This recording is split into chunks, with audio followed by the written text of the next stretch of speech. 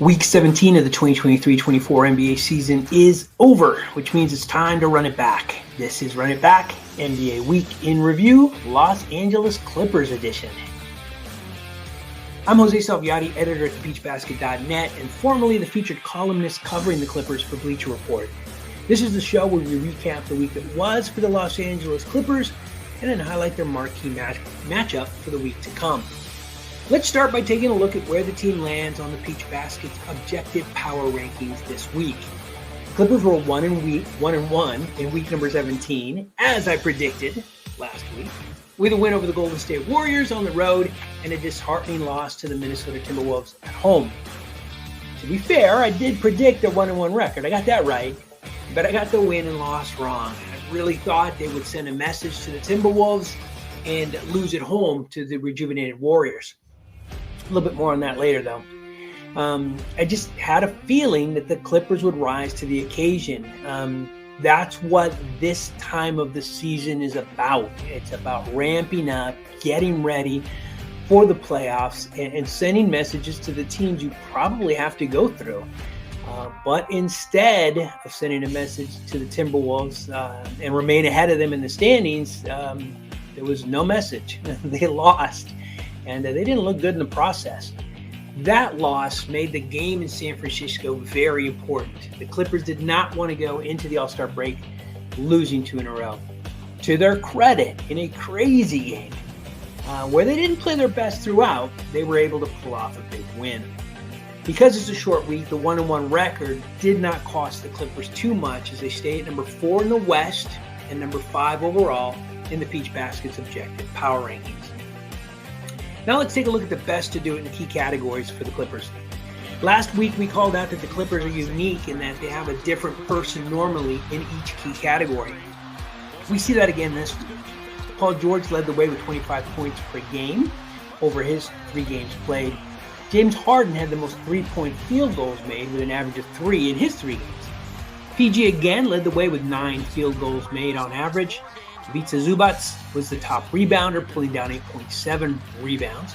Big Zoo was also the top defensive rebounder with an average of 6.7. Kawhi and Zoo shared top offensive rebounding numbers with 2. James Harden once again led in assists with 7, and Zubac led with blocks at 1.7 on average. Paul George had the most steals, averaging 2 a game. Again, always good to call out different names in these categories. That speaks to how well-rounded these Clippers are.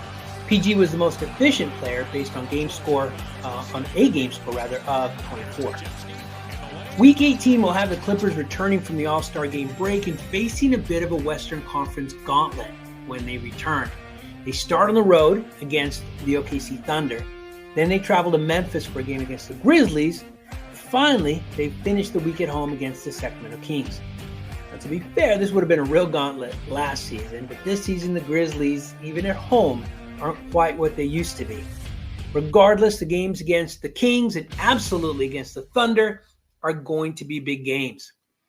The marquee matchup has to be that game against the Thunder, the team that are only a half game behind in the Western Conference standings. Teams with championship aspirations are going to flip a switch after the All-Star game. And that's what I kind of alluded to a little bit earlier. The Clippers are a team with championship aspirations. I actually think when I look at Week 18, and maybe I'm overly optimistic here, but I see them going 3-0. And there's a big reason why, which we'll get to here in a minute. Now, there's definitely some drama around the Clippers right now with PJ Tucker and Bones Highland being sent home from the last road trip. Questions about Kawhi Leonard's health, which obviously changes everything. Either one of those two things could derail the Clippers, no doubt. But assuming Kawhi is okay, praying Kawhi is okay, and hopefully Tucker and Highland get things situated, I think the Clippers run the table. If all of those things, don't turn into something more than they already are. I'll end with a quick look at the Clippers news. I like to call this full court press. I just type in Los Angeles Clippers and see if anything interesting and worth talking about comes up on page 1. Today, these 2 articles caught my eye. We'll start with one called Kawhi Leonard Says Clippers Need to Get Better at It Before It Starts Getting Real by Helene Elliott for the LA Times. Now, I called this one out because it really speaks to what I was saying before. After the All-Star break, players know, right? We're down to a third of the season left, 27 some odd games, depending on the team. And it's time to ramp up. It's time to send a message when you can. It's time to stop experimenting with your lineups. It's time to get things right. And I really appreciate Kawhi Leonard, the leader of this team, a champion, someone who's been there before, getting his team ready. He said to them, get better at it before it starts to get real. And that's what a leader does. And that's why I think coming out of the All-Star break, the Clippers are going to go full speed ahead. They're going to want to flip that switch, to play better, to send messages. And they've been playing pretty good already. So if they can ramp it up a little, if they can follow their team leader and get a little bit better, understand things are getting real, this is going to be a dangerous team in the second half of the All-Star break. Next article is Steph Curry's honest statement on James Harden after Clippers v. Warriors by Joey Lynn for Sports Illustrated All Clippers. Now, this one I like because when I covered the Clippers for Bleacher Report, it was at a time when the team was not particularly good. Quite honestly, they were laughably bad. And there was no respect given to the team. There was no accolades. There was nothing, right? It was a pat on the behind and a nice game JV team. That was really the way it was. And so, having seen the evolution, right, of the Clippers, it's neat to me to see someone like Steph Curry call out that there's something special happening with the Clippers. Curry said, it's always special. Me and James, the same draft, had a lot of battles back and forth over the years. Russ in there, PG.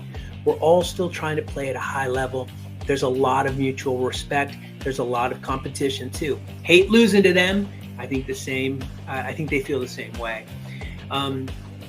It's not glowing, right? It's not saying anything that you wouldn't expect him to say about these players, but when that's directed at a team that came from where the Clippers came from, it's pretty heartwarming, and it feels good. It feels good to get those kind of accolades. The Clippers have been good for a long time. There's a group of NBA fans today that have never known the Clippers to be bad, which blows my mind. But those things, for those of us who saw the Clippers when they were laughably bad, statements like this mean a little something. It's pretty cool. That's it. Week 17 of the Clippers 2023-24 NBA season is in the books. Join us next week after the All-Star game break and after week number 18 when we once again run it back.